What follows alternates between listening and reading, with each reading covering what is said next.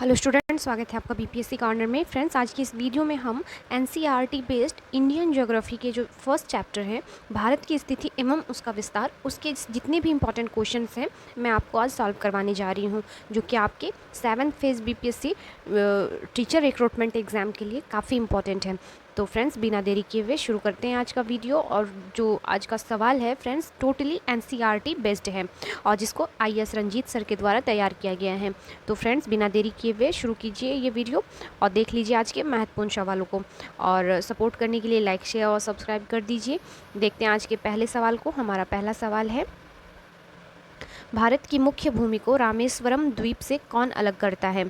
तो इसका right answer हो जाएगा option B, Pamban channel. Option जो बी हो जाएगा इसका राइट आंसर हो जाएगा। फ्रेंड्स, अगर आपको कोई भी आंसर आता है तो प्लीज़ आप कमेंट करके बताएं, और ये आप ज़रूर कमेंट करें कि जितने सारे क्वेश्चन हम लोगों ने इस सेट में किया आपसे कितने सारे बन पाए, क्योंकि काफ़ी इंपॉर्टेंट वीडियो है फ्रेंड्स। क्योंकि जो आने वाला एग्ज़ाम है आपका, हो सकता है यहाँ से क्वेश्चन आपको अच्छा खासा देखने मिल जाए। तो प्लीज़ अपने मार्क्स जरूर कमेंट करके बताएं।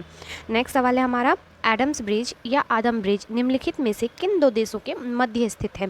तो यह हो जाएगा ऑप्शन सी, भारत एवं श्रीलंका के बीच जो है आदम ब्रिज अवस्थित है। अगला सवाल है हमारा, निम्नलिखित द्वीपों के युग्मों में कौन सा एक 10 अंश जलमार्ग 10 डिग्री चैनल द्वारा आपस में पृथक किया जाता है? तो साफ साफ क्वेश्चन है कि 10 डिग्री चैनल किन दोनों के बीच जो स्थित है या किन दो द्वीपों को अलग करता है? तो इसका राइट आंसर हो जाएगा अंडमान तथा निकोबार को। नेक्स्ट सवाल है हमारा, डंकन पास किसके बीच स्थित है? तो डंकन पास जो है यह स्थित है दक्षिणी अंडमान तथा छोटा अंडमान में। ऑप्शन सी इसका राइट आंसर हो जाएगा।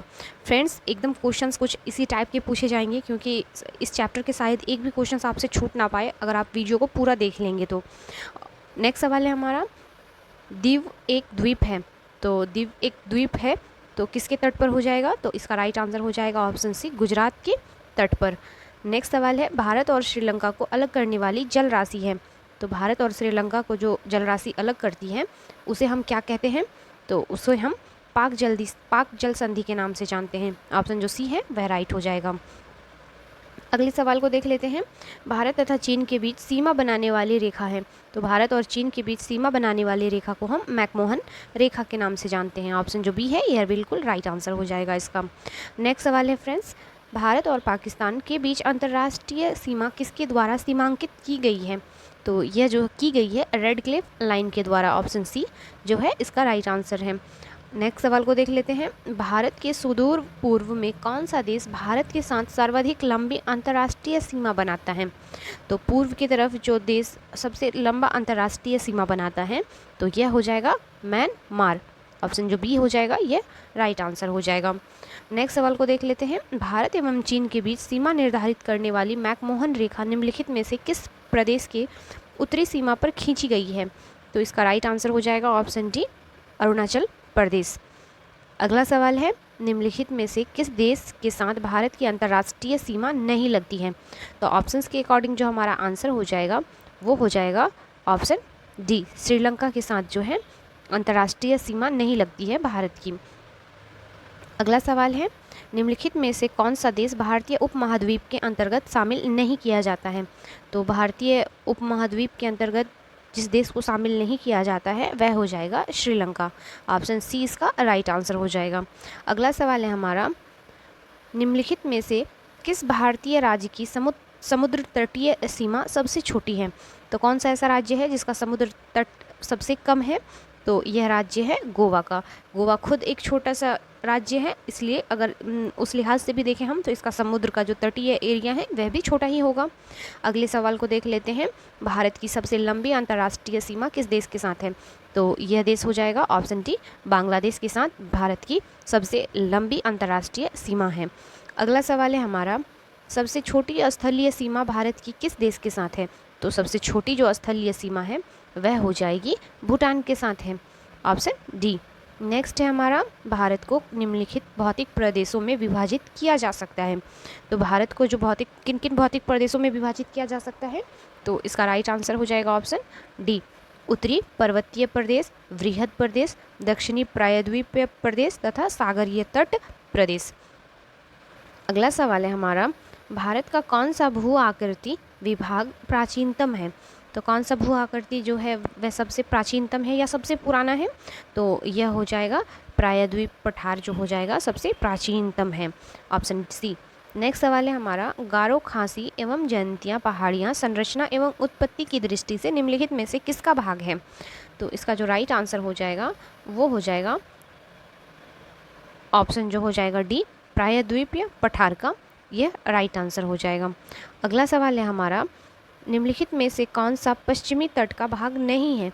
तो जो पश्चिमी तट का भाग नहीं है यह हो जाएगा कोरोमंडल तट, जो है पश्चिमी तट का भाग नहीं है।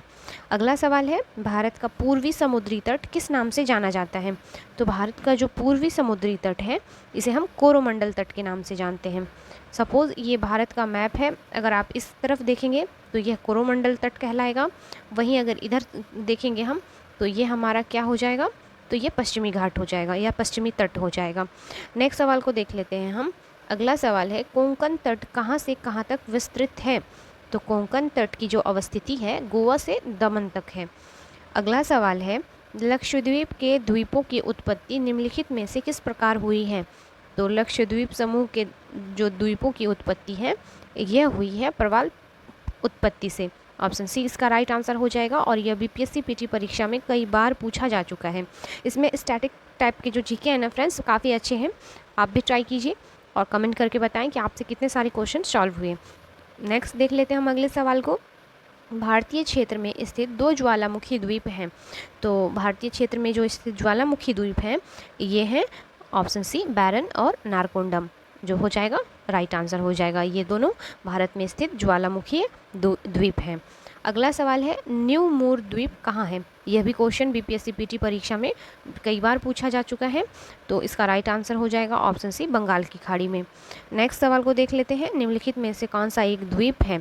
तो कौन सा एक द्वीप है? तो यह हो जाएगा ऑप्शन बी, दीव जो है एक द्वीप है। नेक्स्ट सवाल है हमारा, स्वतंत्रता से पूर्व कौन सा भारतीय क्षेत्र काला पानी के नाम से जाना जाता था? तो काला पानी के नाम से जाना जाता था यह हो जाएगा अंडमान निकोबार द्वीप समूह। नेक्स्ट सवाल को देख लेते हैं, लक्षद्वीप द्वीप समूह कहाँ स्थित है? तो यह स्थित है ऑप्शन जो हो जाएगा ए, अरब सागर में। नेक्स्ट सवाल है हमारा, द्वीप स्थित है? तो द्वीप जो है स्थित है यह कच्छ की खाड़ी में, ऑप्शन जो ए हो जाएगा यह राइट आंसर हो जाएगा। द्वीप होगा फ्रेंड्स, ये टाइपिंग एरर है। नेक्स्ट देख लेते हैं हम अगले सवाल को। हमारा अगला सवाल है, श्रीलंका में से कौन सा द्वीप भारत और श्रीलंका के मध्य स्थित है? तो कौन सा है यह द्वीप? तो यह हो जाएगा रामेश्वरम, जो द्वीप है भारत और श्रीलंका के मध्य अवस्थित है। अगला सवाल है, लक्षद्वीप में कितने द्वीप समूह हैं? तो लक्षद्वीप में कुल 36 द्वीप समूह हैं। याद रखिएगा, काफ़ी इंपॉर्टेंट क्वेश्चन है। 36 जो है द्वीप लक्षद्वीप में मौजूद हैं। अगला सवाल है, थार मरुभूमि कहाँ स्थित है? तो थार मरुभूमि जो है यह राजस्थान में अवस्थित है। अगला सवाल है, दक्षिण गंगोत्री क्या है? तो दक्षिण गंगोत्री जो है अंटार्कटिका में स्थापित भारतीय वैज्ञानिक अनुसंधान केंद्र है, जिसका नाम दक्षिण गंगोत्री रखा गया है। अगला सवाल है हमारा, वर्तमान में भारत के किस स्थान को सफ़ेद पानी के नाम से जाना जाता है? तो यह स्थान है सियाचिन ग्लेशियर। सियाचिन ग्लेशियर को सफ़ेद पानी, क्योंकि वहाँ पे बर्फ़ ही बर्फ़ है, जिसकी वजह से उसे हम सफ़ेद पानी के नाम से जानते हैं। अगला सवाल है, हैदराबाद का जुड़वा नगर कौन है या नगर है? तो हैदराबाद का जुड़वा नगर जो हो जाएगा सिकंदराबाद। नेक्स्ट सवाल है हमारा, प्राचीन भारतीय भौगोलिक मान्यताओं के अनुसार भारतवर्ष किस द्वीप का अंग था? तो यह जो अंग था यह जम्बू द्वीप का अंग था। अगला सवाल है, सर्वप्रथम इंडिया शब्द का प्रयोग भारत के लिए किस भाषा में किया गया? तो यह किया गया था ग्रीक शब्द में, ऑप्शन जो बी हो जाएगा यह राइट आंसर हो जाएगा। अगला सवाल है, भारत की मुख्य भूमि की दक्षिणी सीमा है? तो भारत की मुख्य भूमि की जो दक्षिणी सीमा हो जाएगी वह हो जाएगी 8 डिग्री 4 उत्तरी अक्षांश, ऑप्शन सी जो हो जाएगा इसका राइट आंसर हो जाएगा। अगला सवाल है, भारतीय मानक समय आधारित है? तो भारतीय मानक समय आधारित है जो है 82 डिग्री 30 सेकंड पूर्व देशांतर पर, ऑप्शन जो सी हो जाएगा वह बिल्कुल राइट हो जाएगा कि भारतीय मानक समय 82 डिग्री 30 मिनट जो है पूर्व देशांतर पर अवस्थित है। अगला सवाल है, भारत का प्रमाणिक समय उस स्थान का स्थानीय समय है जो स्थित है। तो यह जो स्थित हो जाएगा यह हो जाएगा इलाहाबाद के समीप। ऑप्शन सी जो हो जाएगा राइट हो जाएगा। नेक्स्ट सवाल है, इंडियन स्टैंडर्ड टाइम और ग्रीनविच मीन टाइम में कितना अंतर है। तो कुल 5.5 घंटे का अंतर पाया जाता है इंडियन स्टैंडर्ड टाइम और ग्रीनविच मीन टाइम के बीच। नेक्स्ट सवाल को देख लेते हैं। हमारा अगला सवाल है, भारत का ध्रुव की दक्षिणी भाग की भूमध्य रेखा से दूरी कितनी है। तो इसकी जो दूरी हो जाएगी यह हो जाएगी 876 किलोमीटर। नेक्स्ट सवाल है, भारत की स्थलीय सीमा की लंबाई कितनी है। तो भारत की कुल अस्थायी सीमा की लंबाई है 15,200 किलोमीटर, याद रखिएगा। नेक्स्ट सवाल को देख लीजिए, द्वीपों सहित भारत की तट रेखा की लंबाई कितनी है। द्वीपों को लेकर बोल रहा है टोटल। तो इसका राइट आंसर हो जाएगा 7,516.5 किलोमीटर। ऑप्शन जो सी हो जाएगा यह इसका राइट आंसर हो जाएगा। अगला सवाल है, भारत की उत्तर से दक्षिण तक की लंबाई है। तो भारत की उत्तर से दक्षिण की लंबाई क्या हो जाएगी 3214 किलोमीटर। और भारत की पूर्व से पश्चिम तक की लंबाई कितनी हो जाएगी। तो यह हो जाएगी 2933 किलोमीटर। आप मैप के थ्रू भी देख सकते हैं। मेरा मैप इतना अच्छा नहीं है, आप अच्छा बना सकते हैं। ये मान लीजिए किसी तरह से इंडिया बन गया हमारा। तो ये जो है भारत उत्तर से दक्षिण, इसकी लंबाई कुल कितनी हो जाएगी 3214। वहीं अगर इसको हम पूर्व से पश्चिम की ओर लेके जाएं तो 2933 किलोमीटर। तो यही याद रखना है आपको। नेक्स्ट सवाल को देख लेते हैं, भारत की तट रेखा की लंबाई है।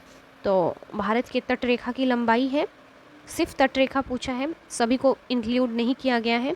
तो तब इसका राइट आंसर हो जाएगा ऑप्शन ए 6100 किलोमीटर। अगला सवाल है हमारा, भारत का क्षेत्रफल विश्व के कुल भौगोलिक क्षेत्रफल का कितना है। तो यह है 2.4% विश्व के कुल भौगोलिक का क्षेत्रफल है। अगला सवाल है, भारत के कुल क्षेत्रफल का हिस्सा प्रतिशत भाग पर्वतीय क्षेत्र के अंतर्गत आता है। तो भारत के कुल क्षेत्रफल का कितना भाग पर्वत के क्षेत्र के अंतर्गत आता है। तो इसका राइट आंसर हो जाएगा 10.7%। आपने पढ़ा होगा आप, नो डाउट। तो याद रखिएगा फ्रेंड्स, अगर एग्जाम में पूछा जाता है तो आपसे इजीली वे में बन जाएगा। नेक्स्ट सवाल है हमारा, संपूर्ण भारत के कितने प्रतिशत भूभाग पर पर्वत और पहाड़ियाँ का विस्तार पाया जाता है। तो पर्वत एवं पहाड़ियों का विस्तार जो संपूर्ण भारत के भूभाग पर पाया जाता है यह हो जाएगा ऑप्शन सी 27.7%। अगला सवाल है, संपूर्ण भारत के कितने प्रतिशत भूभाग पर पठार का विस्तार पाया जाता है। तो पठार का विस्तार हो जाएगा 27.7%। ऑप्शन जो सी हो जाएगा वह राइट आंसर हो जाएगा। नेक्स्ट सवाल है हमारा, संपूर्ण भारत के कितने प्रतिशत भूभाग पर मैदान का विस्तार पाया जाता है। तो मैदान का जो प्रतिशत है भूभाग पर वह 43.0% है।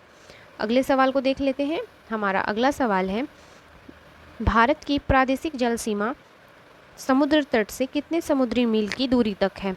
काफ़ी इंपॉर्टेंट क्वेश्चन है। तो कुल 12 नॉटिकल मील माना जाता है जल सीमा को समुद्र तट से। नेक्स्ट सवाल को देख लेते हैं हम, भारत का संलग्न क्षेत्र प्रादेशिक जल सीमा के आगे कितने समुद्री मील की दूरी तक है। तो यह हो जाएगी 24 मील। अगला सवाल है, भारत का एकांतिक आर्थिक क्षेत्र एक्सक्लूसिव इकोनॉमिक जोन संलग्न क्षेत्र के आगे कितने समुद्री मील की दूरी तक है। तो यह हो जाएगी कुल 200 नॉटिकल मील। ऑप्शन जो बी हो जाएगा वह राइट आंसर हो जाएगा। अगला सवाल है और इम्पॉर्टेंट है और कई बार एग्जाम में पूछा जा चुका है, भारत के कितने राज्य समुद्र के किनारे स्थित हैं या समुद्र के किनारे पर हैं। तो कुल कितने राज्य हो जाएंगे। तो इसकी जो स्थिति है यह हो जाएंगे कुल 9 राज्यों की। नेक्स्ट सवाल को देख लेते हैं, भारत में सबसे लंबी तटरेखा वाला राज्य। तो भारत का सबसे लंबी तटरेखा वाला राज्य हो जाएगा गुजरात। अगला सवाल है, निम्नलिखित भारतीय राज्यों में से किससे होकर कर्क रेखा नहीं गुजरती। तो जिससे कर्क रेखा नहीं गुजरती वह हो जाएगा उत्तर प्रदेश। कर्क रेखा कुल 8 राज्यों से होकर गुजरती है, यह भी याद रखिएगा। नेक्स्ट सवाल को देख लेते हैं हम, कौन सी अक्षांश रेखा भारत के मध्य से होकर गुजरती है। तो भारत के मध्य से होकर गुजरने वाली रेखा को हम कर्क रेखा कहते हैं। अगला सवाल है, कर्क रेखा भारत के कितने राज्यों से होकर गुजरती है। तो अभी बताया फ्रेंड्स, इसका राइट आंसर हो जाएगा ऑप्शन डी, कुल 8 राज्यों से गुजरती है। अगला सवाल है, निम्नलिखित में से किस राज्य से होकर कर्क रेखा नहीं गुजरती? तो जिस राज्य से होकर नहीं गुजरती है वह है उड़ीसा। ऑप्शन ए इसका राइट आंसर हो जाएगा। अगला सवाल है, भारत का वह राज्य जिससे होकर कर्क रेखा गुजरती है? तो जो हो जाएगा इसका आंसर ऑप्शन जो हो जाएगा डी, झारखंड से होकर कर्क रेखा जो है गुजरती है। अगला सवाल है हमारा, भारत की मुख्य भूमि का दक्षिणी नोक पॉइंट है? तो भारत की मुख्य भूमि की दक्षिणी नोक या पॉइंट जिसे हम मानते हैं वह है कैप कैमोरीन। ऑप्शन ए इसका राइट आंसर हो जाएगा। अगला सवाल है, भारत के दक्षिण में सबसे दूर स्थल कौन है? तो यह हो जाएगा इंदिरा पॉइंट। अगला सवाल है, इंदिरा पॉइंट का अन्य नाम क्या है? तो इसका राइट आंसर हो जाएगा, इनमें से सभी जो है इंदिरा पॉइंट के नाम हैं, जिसमें पार्सन पॉइंट भी कहा जाता है, लाहीचिंग कहते हैं, पिग्मेलियन पॉइंट भी इसे कहते हैं। तो ये सभी नाम जो है इंदिरा पॉइंट के ही नाम हैं। फ्रेंड, क्वेश्चन कुछ इस प्रकार इसमें सेट किए गए हैं कि आपसे एक भी क्वेश्चन अगर इस चैप्टर से पूछेंगे तो शायद आपसे मिस नहीं होगा। नेक्स्ट देख लेते हैं हम अगले सवाल को, निम्नलिखित में से कौन सा स्थान भूमध्य रेखा के निकटतम स्थित है? तो जो भूमध्य रेखा के निकटतम स्थित जो स्थान है यह हो जाएगा ऑप्शन सी, इंदिरा पॉइंट। अगला सवाल को देख लेते हैं, भारतीय भूमि का सर्वाधिक उत्तरी भाग है? तो भारतीय भूमि का जो सर्वाधिक उत्तरी भाग है यह हो जाएगा इंदिरा कॉल। ऑप्शन डी इसका राइट आंसर हो जाएगा। नेक्स्ट है हमारा, भारत का दक्षिणतम स्थान इंदिरा पॉइंट निम्नलिखित में से कहाँ स्थित है? तो यह स्थित है अंडमान निकोबार द्वीप समूह में। ऑप्शन जो डी है यह राइट आंसर हो जाएगा। अगला सवाल है, इंदिरा पॉइंट किसकी दक्षिणी नोक है? तो यह दक्षिणी नोक है ऑप्शन ए, अंडमान और निकोबार द्वीप समूह की। अगले सवाल को देख लीजिए, निम्नलिखित राज्यों को क्षेत्रफल के अनुसार क्रम में रखें और सही विकल्प का चयन करना है। तो जब आप इसे क्षेत्रफल के अकॉर्डिंग क्रम में रखेंगे तो आप पाएंगे इसका जो आंसर हो जाएगा ऑप्शन सी हो जाएगा। पहले स्थान पर आ जाएगा राजस्थान, देन मध्य प्रदेश, दूसरे स्थान पर मध्य प्रदेश, फिर आ जाएगा महाराष्ट्र तीसरे नंबर पर, और चौथे नंबर पर आ जाएगा उत्तर प्रदेश। तो 3, 1, 4, 2 जो हो जाएगा सही क्रम हो जाएगा। अगला सवाल है, भारत की सबसे बड़ी जवाहर सुरंग किस राज्य में अवस्थित है? यह भी क्वेश्चन बीपीएससी पीटी परीक्षा में करंट अफेयर्स के तौर पर पूछा जा चुका है। तो इसका जो राइट आंसर हो जाएगा वो हो जाएगा ऑप्शन डी, जम्मू और कश्मीर। नेक्स्ट है हमारा सवाल, भारत के अरब सागर और बंगाल की खाड़ी से लगे समुद्र तट की लंबाई लगभग कितनी है? तो इसकी लंबाई है 6100 किलोमीटर। अगला सवाल है, सियाचिन है, तो सियाचिन क्या है?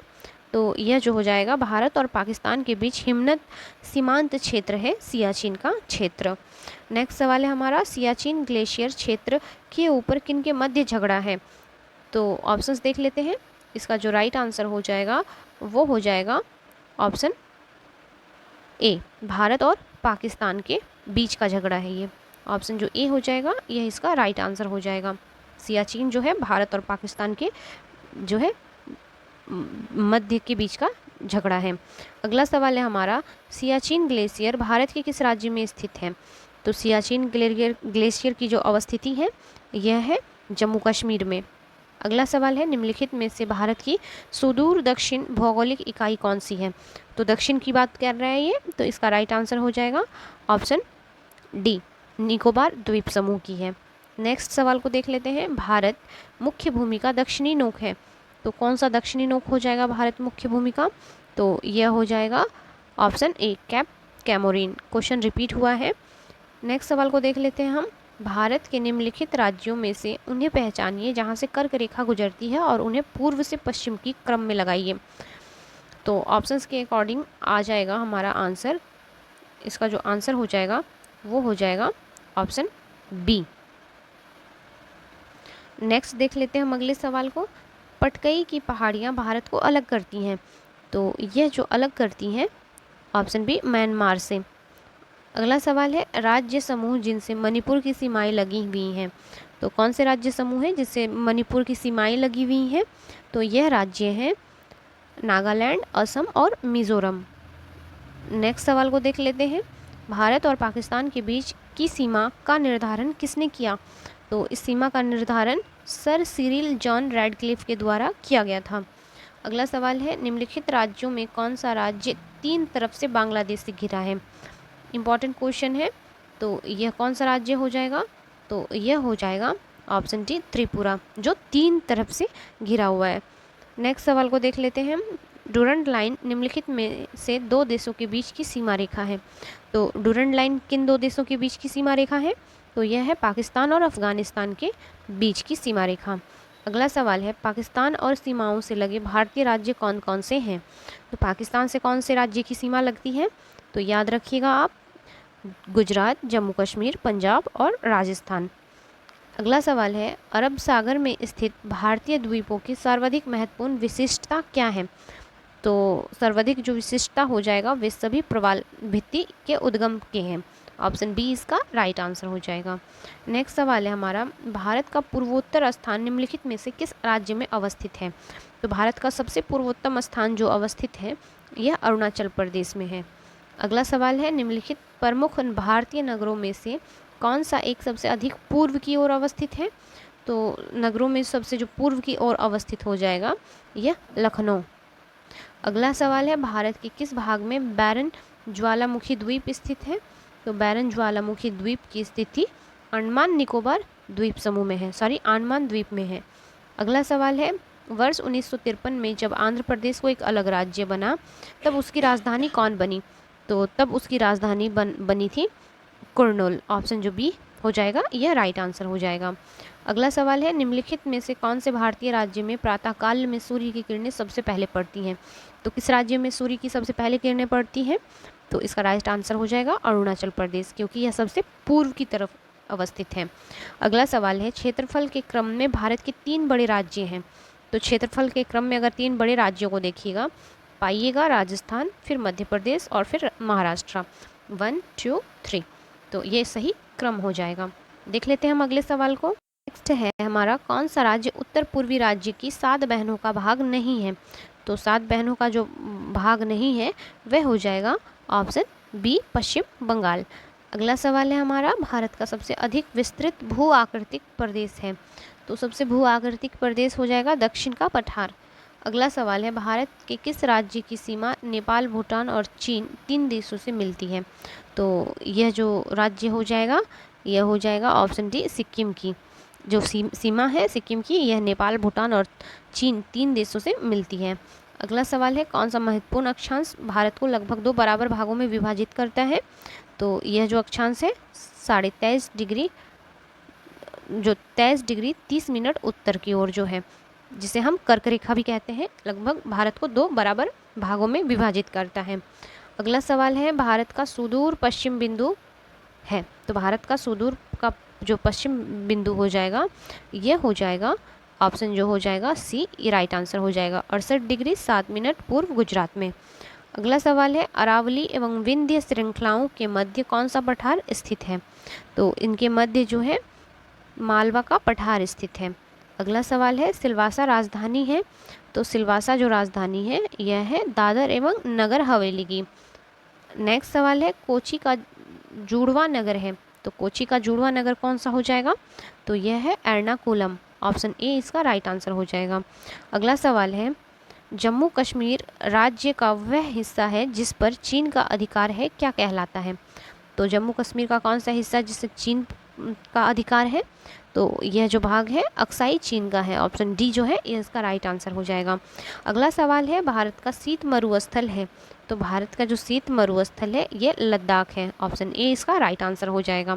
फ्रेंड, आई होप कि वीडियो पसंद आए। अगर पसंद आए तो प्लीज़ कमेंट किया कीजिए और दूसरे को भी ज़्यादा से ज़्यादा शेयर कीजिए।